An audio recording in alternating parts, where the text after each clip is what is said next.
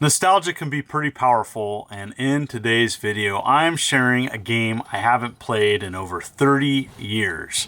Recently, I went on eBay and purchased Time Bandit for the Atari ST, and I thought I'd share a childhood memory with you, a game that I haven't experienced in a long time. So I'm going to do an unboxing, I'm going to share some gameplay, give you my thoughts. Here we go. So here it is. This is the purchase I got off of eBay. It was about 35 bucks and it looks complete. Again, I don't remember the packaging whatsoever. The truth be told, my brother did have lots of copied games back in the day. It's a fuzzy memory. I don't remember the packaging at all. So here is the box. So it has like a sheath over kind of a standard black computer box. You know, a lot of these games were on a very low budget. Here's the actual disc. It has a serial number on it. Thought that was kind of cool that it has like a numbered copy. That's kind of neat.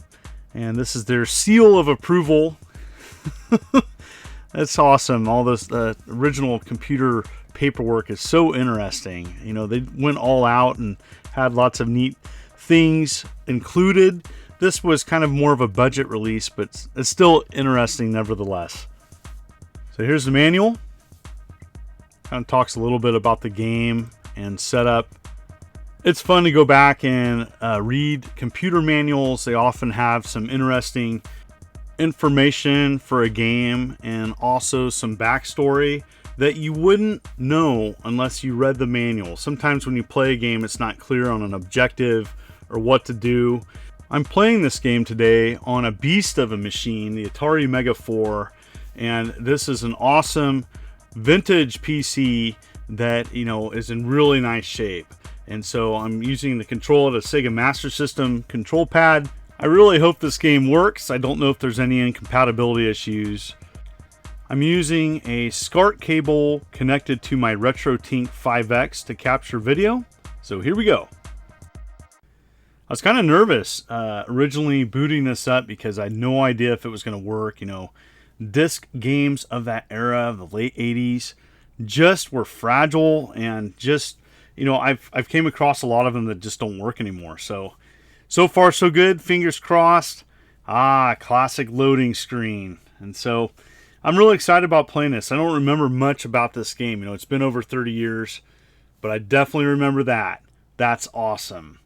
I don't even remember what controller I used back in the day. It was probably an Atari 2600 controller, which you can use on the Atari ST, I do believe.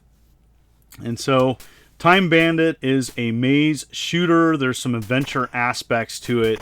16 different levels that you have to beat 16 times a piece.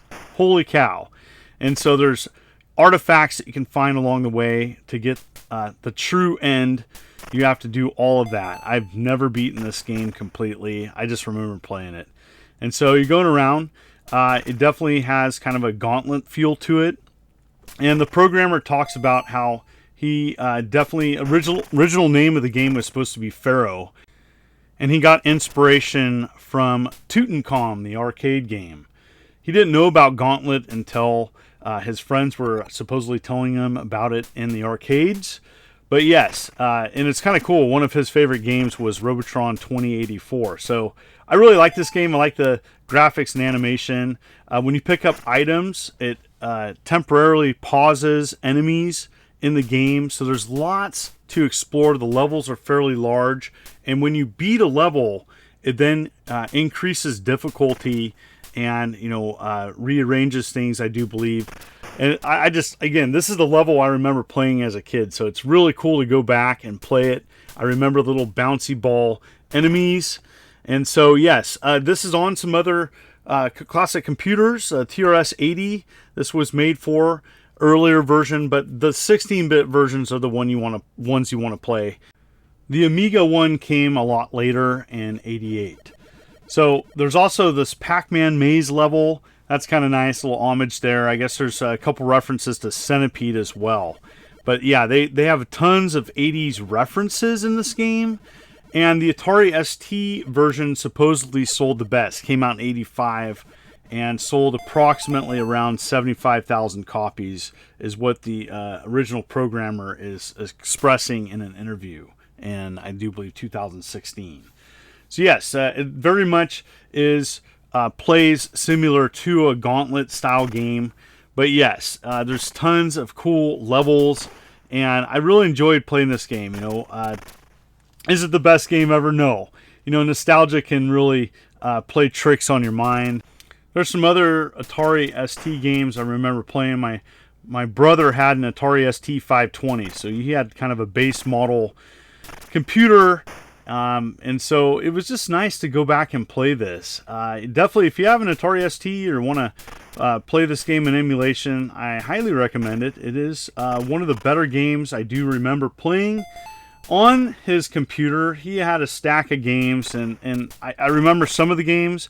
Part of the problem with this game is I remember it with a different title. I remember Time Bandits, which of course many people remember as an awesome early 80s film. And that, confusion there, so I didn't get the right name of the title. And, for the longest time I wondered, what was that game I played? And so finding it and being able to go back and replaying an original copy of this is awesome. And so it's just neat to go back sometimes and revisit these games. I think there's a lot of games of that era that weren't on console that kind of get overlooked. Classic PC enthusiasts know about these games, and that's awesome. I'm glad that these games are remembered. This is actually a fairly popular game for the Atari ST. I know that I'm not the only one that enjoyed this game.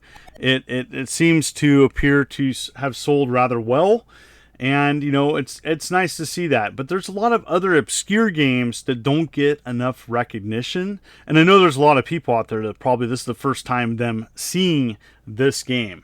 And so there is an overworld map, and so you go to these little icons and go into a level. I think that's awesome. This is like a kind of a medieval castle theme. And so it's not just a straight up maze shooter though. There's these adventure and puzzle aspects of this game. You have to do kind of adventure commands. And so that, to get the true ending, I do believe is what you need to do. You need to find these artifacts and go around and find different items in various levels. And so there's a lot of challenge to this game. This is a rather difficult game to master. I'm just playing it and just showing you some gameplay footage. It's got some cool animations, and I thought it had nice graphics for the time. I know that there have been several Atari Jaguar ports, but due to this game using the keyboard, this is going to probably be a no-go for this. And so, unfortunately, but I definitely encourage people to go back and play this, as I think it's got some cool gameplay mechanics, some awesome 80s references. Doesn't have, it has minimal sound effects, and so no music. And so that's kind of a downer. I did have a small issue with my copy of the game. I do believe there's some graphical glitches. I don't know if that's an incompatibility issue with my Mega 4, but I can live with that. I'm as many people that play classic PC games, that's just kind of the sign of the times that we're in right now, where finding a legit copy of something and having it work properly is an issue. I want to thank the people out there that have preserved this software in digital form. As this is a good example of it's the game's running almost perfect. Has some issues. Here's the goals of what you're trying to do, and trying to beat all these different levels 16 times. Holy cow, that's a lot. But it's kind of neat. You have this kind of screen here where it shows your progress and what you need to beat and what artifacts that you have found or not found. That was fun to go back and revisit a game I haven't played in a long time. So what did you think? Have you played any Atari ST games? This is also on the Amiga and a TRS-80. The most popular version of this game are the 16-bit versions. So either the Amiga or the Atari ST ones are the ones to play. And so, yeah, it was kind of fun to go back and play this type of game. There's some interesting history and backstory. I'm going to share a link to an interview I found online with the creator. and he shares some backstory of this game, which I found rather interesting to read. So that's it. And I want to thank everybody for watching this video. And if you like what you see on my channel, consider hitting that like and subscribe button and clicking the bell as I'm uploading videos every week. You folks are wonderful and beautiful. Let's keep it positive. This is the Immortal John Hancock, and you have a great day.